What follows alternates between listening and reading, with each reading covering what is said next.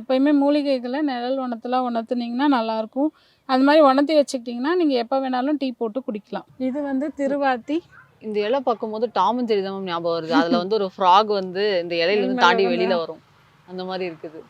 இது வந்து நல்ல ஒரு மூலிகை, திருவாச்சின்னு சொல்லுவாங்க.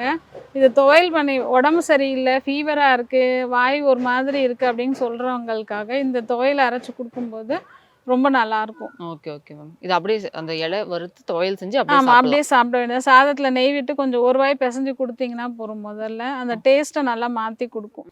இதோட அந்த பூவையுமே டீ போட்டு குடிக்கலாம். அந்த டீ போடும்போது அந்த கலர் அழகாக இருக்கும், மெரூன் கலரில் நல்லா வரும். ஆனால் பூ வந்து எல்லோ கலரில் இருக்கும், அந்த டீயோட கலர் வந்து மெரூன் கலரில் அவ்வளோ அழகாக இருக்கும். ஒரு மரத்துலேயே நிறைய பெனிஃபிட்ஸ். கண்டிப்பாக. பின்னாடி இது மரவள்ளி. மரவள்ளியில் என்கிட்ட இங்கே 2 வெரைட்டி இருக்குது. தோல் வந்து கொஞ்சம் ரோஸ் கலரில் இருக்கும். இது ஓகே மேம். நல்லா மாவு மாதிரி நல்ல கிழங்கு நல்லா டேஸ்ட்டாக இருக்கும். இதுலேயே வந்து வெள்ளை கிழங்கு ஒன்று இருக்குது, தோல் வந்து வெள்ளையாக இருக்கும். அந்த கிழங்கும் இருக்குது. 2 வெரைட்டி என்கிட்ட இருக்குது. இப்போ இந்த இலையோட கலர் தான் அந்த கிழங்குல இருக்கும் வெளியில.